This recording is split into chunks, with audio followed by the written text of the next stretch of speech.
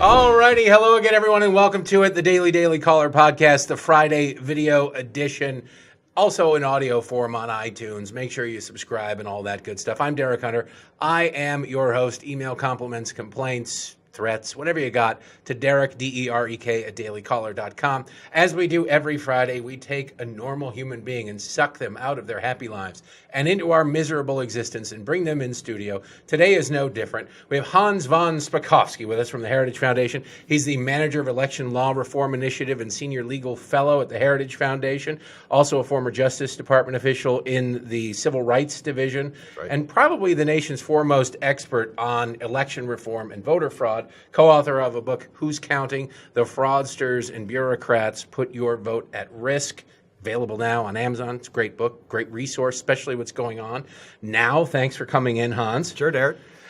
So where to begin? I mean, we had this week it was sort of a butting heads philosophy from the Democrats, questioning anything that's going on in Florida, questioning anything that's happening with the recount and the mysterious appearance of upwards of 90,000 ballots is a threat to our democracy. Yet we've had two Democratic senators this week say that in Georgia, Republicans are stealing the election from Stacey Abrams. Right. As somebody who knows the inner workings of how these things go, what do you think when you hear something like that?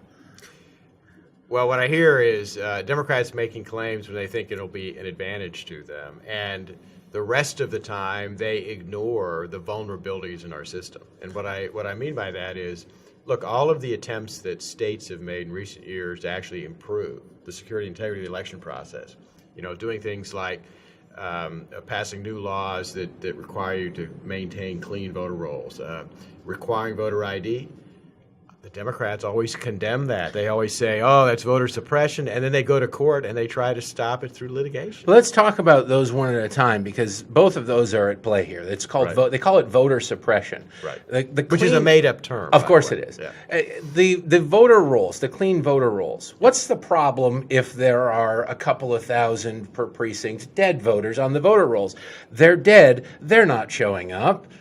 But obviously said with sarcasm. Right, because if you'll recall, before the 2016 election, and you can easily Google this, there were reports in places like Colorado and California of absentee ballots showing up in the offices of election officials from voters who were listed as being dead on the voter roll. So it's very clear that they're very serious about their civic duty. Someone was getting those absentee ballots and using them to vote. The problem when you have people who aren't eligible to vote on the voter rolls is that provides kind of the ore that can be used to steal an election. I mean, another example that's applicable to Broward County in Florida, where they're having all these problems, is that in a lawsuit filed a couple of years ago, Broward County acknowledged that it knew that there were non-citizens on the voter rolls, but that they refused to do anything about it. Now, how did non-citizens get on the voter rolls? Isn't it a crime for a non-citizen to even register to vote? It is a crime under both state and federal law. The problem is it's extremely easy to register. Most states don't do any verification of whether you're a citizen. If you simply check the box on the registration form where it asks you, are you a U.S. citizen? If you say yes, they register you to vote. They sort of on the honor system. It is an honor system, and there have been recent reports of thousands of non-citizens who registered to vote in many places around the country. Just about a month ago, the U.S. attorney in the state of North Carolina actually indicted and charged 19 non-citizens with registering and voting in multiple elections. But that's like the first federal indictment in a number of years, not because there aren't cases of it, but because the Obama administration had no interest in pursuing cases. I imagine the punishment is so minor as well that it's not really worth it, especially when you've got the choice between drug crimes, with the opioid epidemic, with murders, serious crimes, and you look at this thing, you're like, I don't want to invest the resources in this. I think that's unfortunately what a lot of prosecutors do. I mean, frankly, with all kinds of election charges,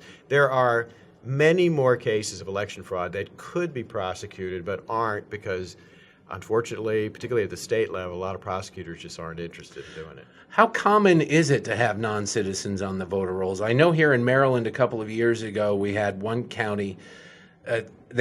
Somebody went through, I forget who it was, and they discovered that there were a bunch of people who were called for jury duty because that's how you're selected for jury duty. Right. And they got out of it by saying, I can't be on a jury, I'm not a citizen of the United States, yet a check of the voter rolls showed that they were not only registered, because that's how they got the jury duty summons, that they had actually voted in previous elections. So how common is this? Because we're told through the media and the left, this doesn't happen. If it does, it's so insignificant as to not matter.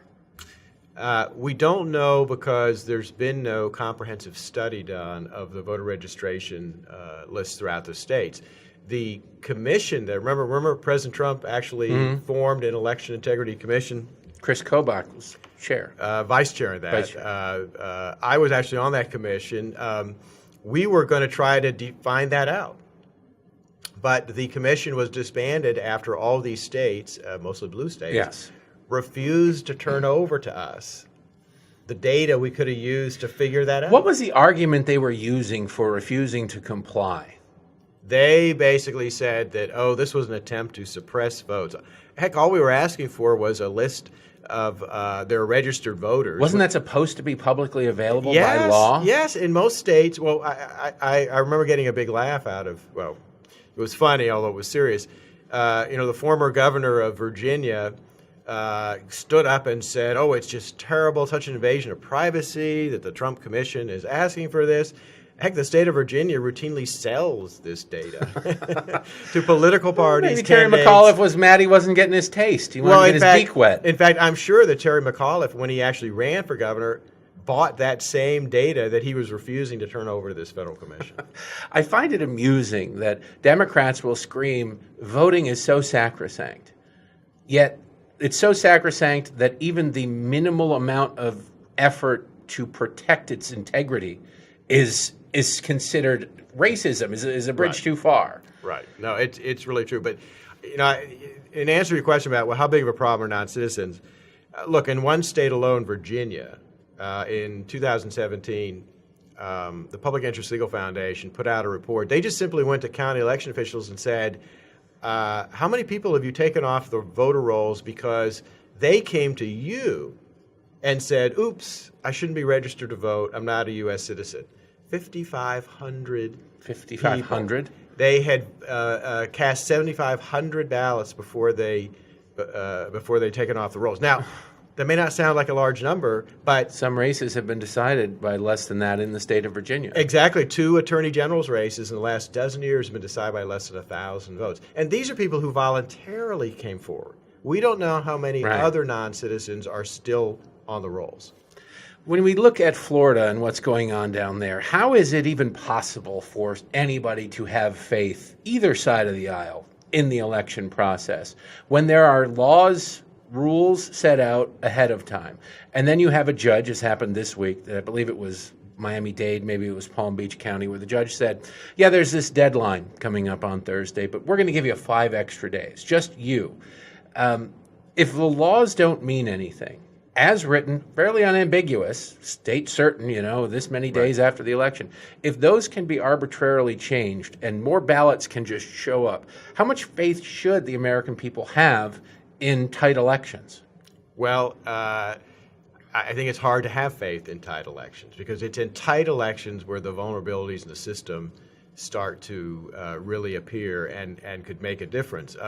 I think that judge made a big mistake in not holding the county to the requirements of state law. And folks need to be reminded that's one of the reasons the U.S. Supreme Court stepped in back in 2000 was because the state courts in Florida were changing the rules and allowing county election officials saying, it's okay not to abide by the deadlines and other rules set by the state. And they were deciding on a county-by-county basis, granting different rules to different counties. That became the equal protection. Yes, and so the Supreme Court basically came in and said what is just common sense, besides being constitutional, is that you can't change the rules after the election is over. And that's what's going on right now in Florida, particularly in Broward County. Why is it that those 3 Democratic counties have this problem? And why is it that, I believe it was Palm Beach said it would be impossible for us to meet this deadline to recount their ballots.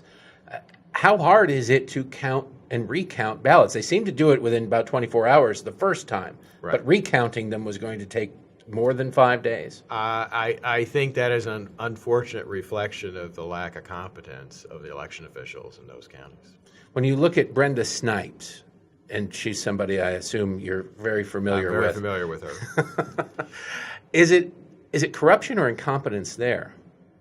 Frankly, it's a combination of both. She has been found on numerous occasions to have broken applicable election laws. I mean, just to give you a quick example, I think it was the 2016 election after Debbie Wasserman Schultz's primary. Brenda Snipes destroyed ballots that were under court order to be preserved. Yes, not just sitting around. Yeah, and that's a violation of state and federal law. She should have been removed from office after that happened. Unfortunately, she remained in office. But that's just one of many times that she has not abided by state rules, state laws, state regulations, or where she has made foolish mistakes, like at one point a couple of years ago, circulating absentee ballots to voters in the county that was missing ballot initiatives, missing constitutional amendments. Is it?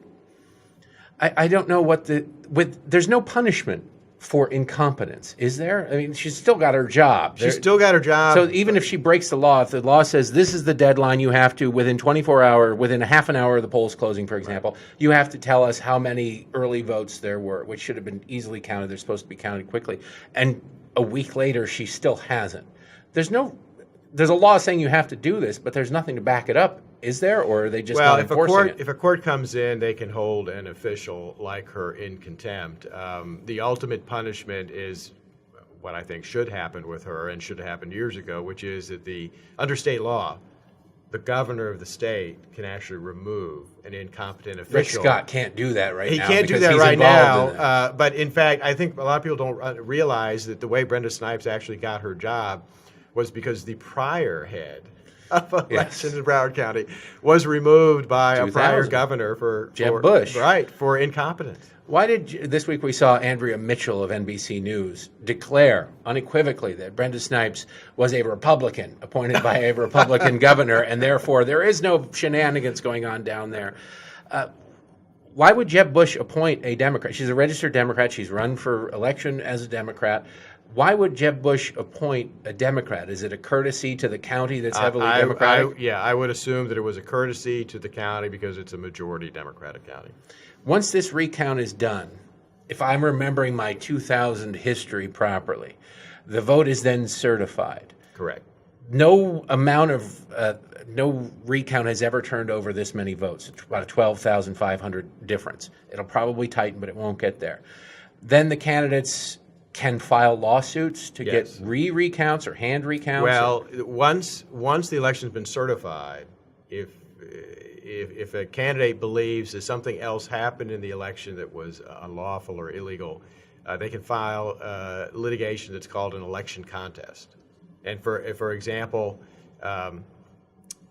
they could possibly come in and claim that absentee ballots that were counted perhaps shouldn't have been counted because they didn't comply with state law. Or they could come in and claim that absentee ballots that weren't counted, that were discarded by election officials, should have been counted in compliance with state law. So they can make all kinds of claims like that and try to convince a judge to either change the outcome of the election or to schedule a new election. And I mean, that has happened in Florida before. Has it ever been successful, a contested election ever been successful where they actually overturned the certified result on a bigger race, not a dog catcher or anything like that? Oh, sure.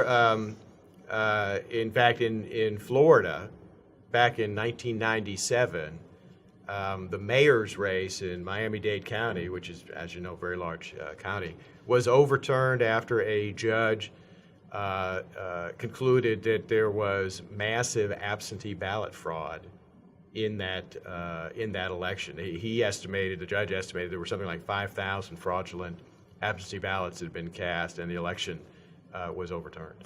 There's no way to know, though. Like, as we saw again in Broward County, I keep hammering on Broward County because they're the pinnacle of incompetence here. They had segregated, I believe it was a small number, 22 provisional ballots that were deemed to be ineligible to vote for whatever reason. And then Snipes mixed them in with the approved ballots. There's, of course, no way to differentiate. Once you remove them from the sleeve, there's no way to differentiate. How common is that? That is not common. Normally, most counties are pretty good at keeping the provisional ballots separated.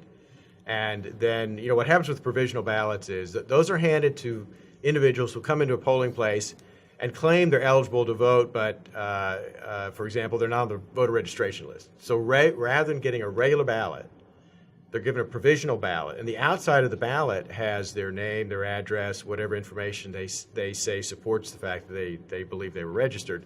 An election official is supposed to go through those and make a decision on each one. Mm-hmm. And they separate them into two piles. The provisional ballots that it turns out, the voter really was registered and should have been allowed to vote, and those ballots count. And the provisional ballots of people who they decide those ballots should not be counted because those folks were not eligible to vote. What is the most common reason for a provisional ballot being given to a voter? Is it that they moved and thought they re-registered, or? Yeah, it's often folks who go to the wrong precinct. And in fact, I believe there's a claim down in Georgia of hundreds of people who voted even in the wrong county, and Stacey Abrams, the Democrat, is saying that their ballot ought to count. Speaking of Georgia, there was another ruling this week. It was a very small ruling, just I believe a couple dozen, maybe a couple of hundred ballots, that on the absentee form they'd put in the wrong date of birth. Right. And the judge ruled, no, those must be counted. Now, we make it very, I know the left wants you to believe that there's, you have to brave sniper fire as you approach the polling places, but we couldn't make it any easier in this country to vote. If you can't do something like that, put your own date of birth properly on your absentee ballot. Am I heartless in saying you probably shouldn't be voting? Well, those ballots shouldn't be counted because those voters didn't comply with state law. Mm-hmm. And there's a reason for that state law. Think about it. Absentee ballots are ballots that are mailed out. Election officials can't see who's voting them. So one of the only ways to make sure that the ballot coming back is actually from the registered voter, not somebody else, is to require things like a signature, to require them to put their birth date on it, so you can try to hopefully make sure it's the ballot from the actual registered voter. So if somebody doesn't know their birth year, that's an indication that there's a potential problem with the absentee ballot. So it makes sense for a state to say those aren't going to be counted. But the law is unambiguous, and this judge said that's a neat law you have there, but count these anyway. Yeah, he claimed it was a violation of the Civil Rights Act, which I think is absurd. There's no basis for him to say that. When you look at the way there was a time in this country, ladies and gentlemen, believe it or not, when all of us voted on the same day.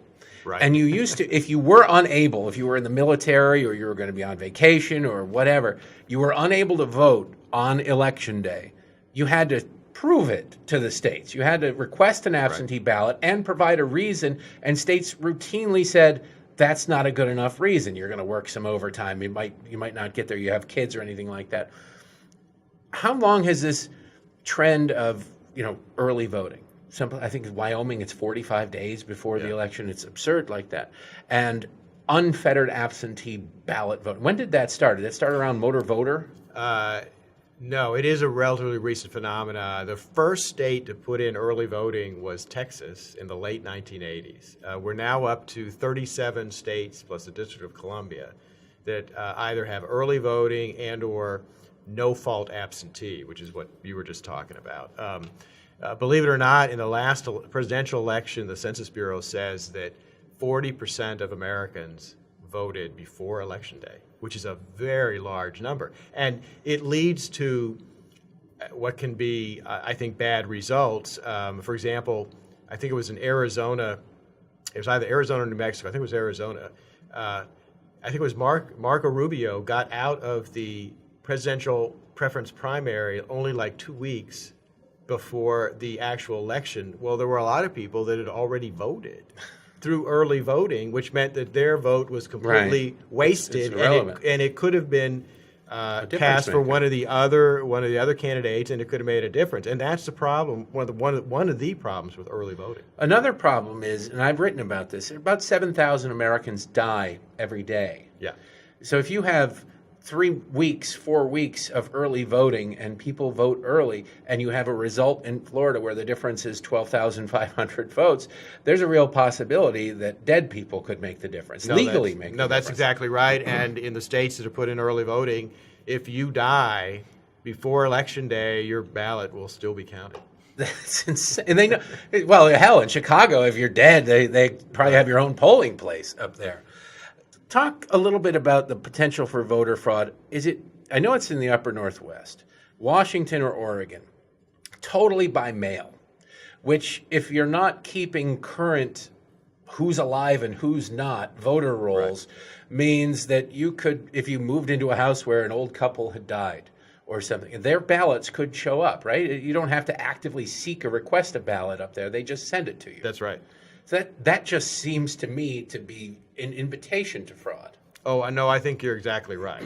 And in Oregon, for example, they send out a mail-in ballot, an absentee ballot, to every person who's registered to vote.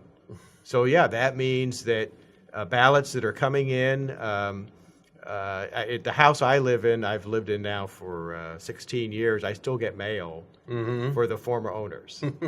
And Oregon says, oh, well, we do a signature comparison. They have so many millions of voters. They're not checking every single one. There's like a 3-second. I think the estimate I heard was they have like 3 seconds to take a quick look, and so that's not a valid way of really checking those kind of ballots. And if I can tell you just a quick story, please do. I was actually at an election official conference in Oregon about more than a decade ago. And the head of elections there was talking about how wonderful their system was. It's completely secure. And another election official from another state leaned over to me and said, well, my sister-in-law lives in Oregon, and she voted 3 times in the last election. And I said, well, how'd she do that? Well, she voted her mail-in ballot. She voted her husband's mail-in ballot. And she voted a third ballot that came in under her maiden name.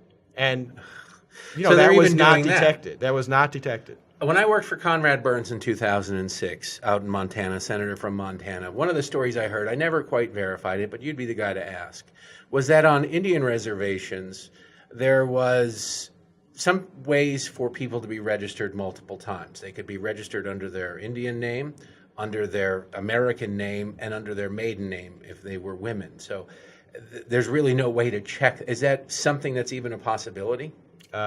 Yes, and that's one of the problems with duplicate names getting on voter rolls, and people being registered multiple times. Sometimes they have the same name, but it's spelled slightly differently.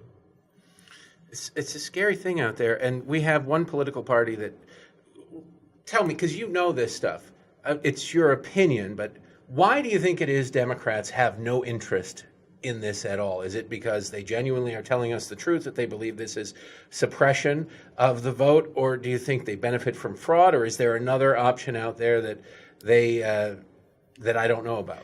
Well, I think some people in the leadership of the Democratic Party believe that they benefit from fraud. And I'll give you a quick example. When Terry McAuliffe was the governor of Virginia, the Republican legislature passed a very simple law. It said, if you're called for jury duty and you are excused because you swear under oath that you are not a U.S. citizen, that information has to be sent to local election officials so they can take you off the voter registration list. Right.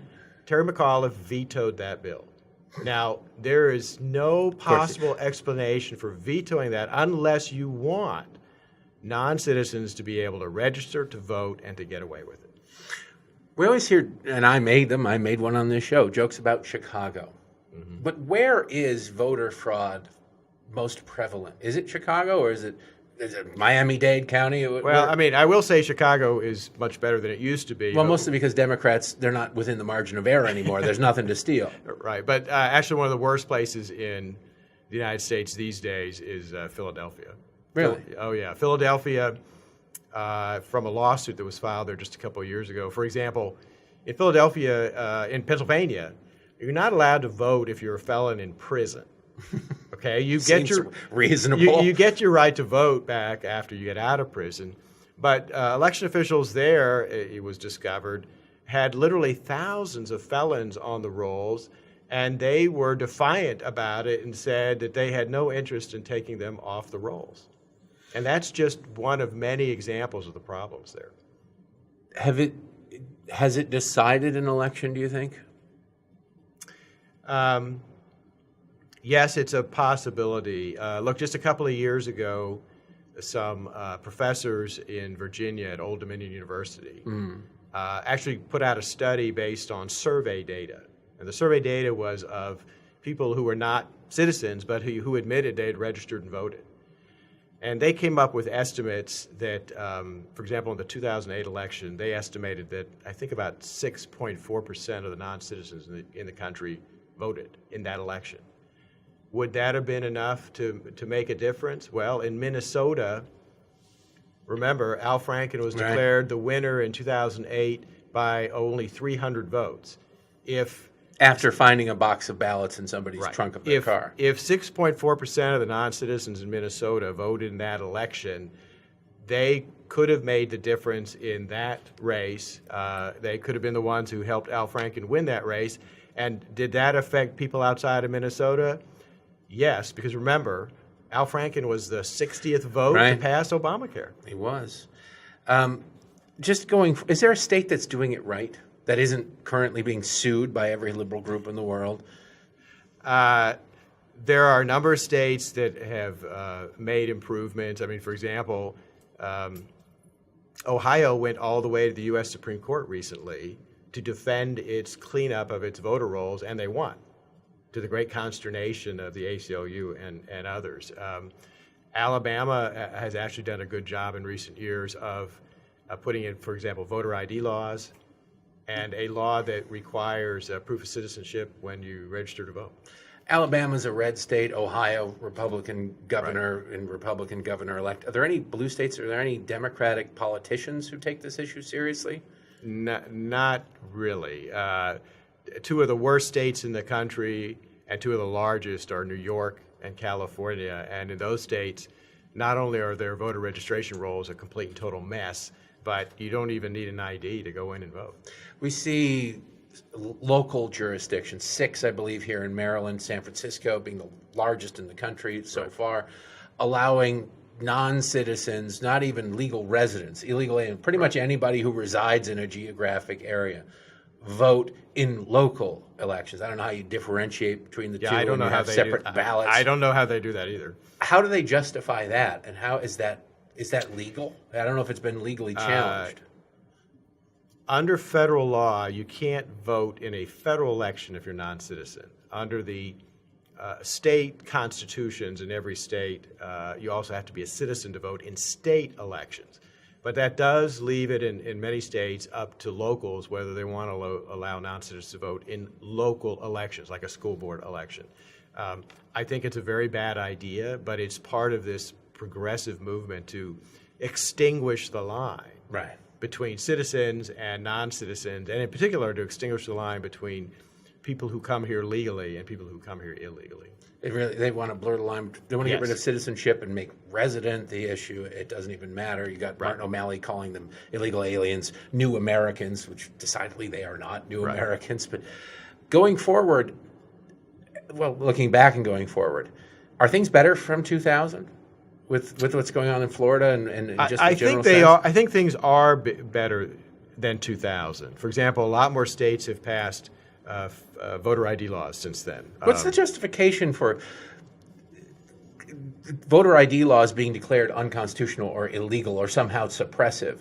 It seems to me to be predicated on the idea of a white liberal saying, oh, those poor black people, they can't even get themselves a photo ID, and which seems condescending and racist to me. And if they burnt half the calories they spent fighting voter ID laws, identifying the 15 people in the country who don't have a photo ID and getting them a photo ID, they would infinitely improve the quality of their lives. Well, you just pegged that exactly right.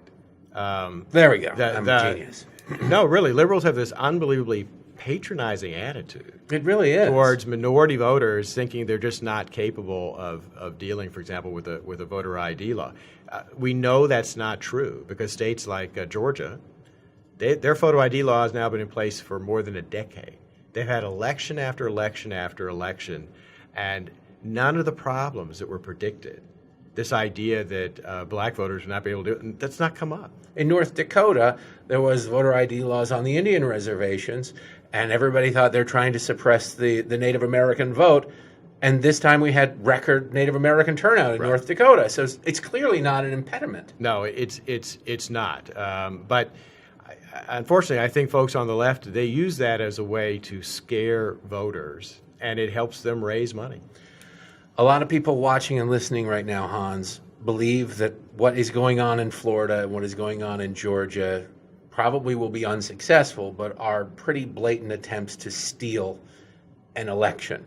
What can you calm them down and assure them, or are they on to something?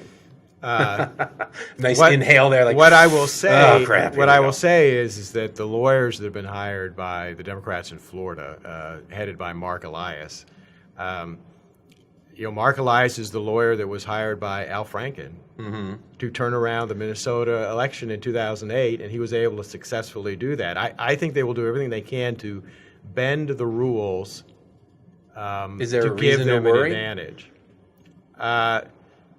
With a margin as small as it is in Florida, yes, I would worry about it. Hopefully, there won't be any kind of unlawful activity that will cheat folks out of a fair election. But how could you make up a margin of 12,000 plus votes? I think they could go in and try to get provisional ballots that were considered that shouldn't be counted because the individuals weren't properly registered to vote. They can try to go in and persuade a judge to count all of those ballots. I don't know how many outstanding absentee ballots have been rejected for not complying with state law. I don't know if there's enough between those provisional ballots that have been rejected and the absentee ballots that have been rejected to overturn the result. But if there are a sufficient number of those, that's what the lawyers will aim at. Was there also a possibility, I remember 2000, people staring at Chads, the dimpled Chad, the hanging Chad, trying to divide multiple Chads. Right. They look at a ballot and said, well, this person voted for Democrats all over the place, yet they voted for Ralph Nader for president, therefore they clearly meant to vote for Al Gore. Is there going to be divining of intent because somebody was unable to fill out an oval properly or fill out too many? Yes, that could possibly happen. Florida is using OptiScan ballots, which are the paper ballots where you're supposed to fill in the bubble. And if the computer scanner rejects it because the person, instead of filling out the bubble, for example, circled the name of the candidate, that takes eyeballs looking at it to determine. The law is pretty clear. The instructions are pretty clear and written in multiple languages. They are, but you would be surprised at what people do. I have no doubt that people do it, but officials looking at it, judges in particular, will come and say, I'm sorry, you did it wrong. It doesn't matter what they wanted. There's a simple instruction, and the consequence of not following that simple instruction is unambiguous. Right. Your vote won't count. But that's under the rules in Florida. They will look at the paper ballot that got rejected by the scanner, and they will try to make a determination, if they can, of what was the intent of the voter. Did he actually make a mark of some kind that indicated which candidate he or she wanted to vote for? Now you know why I call Florida the nation's uvula. I just like to saw it off, just set it adrift, whatever. Hans Von Spakovsky.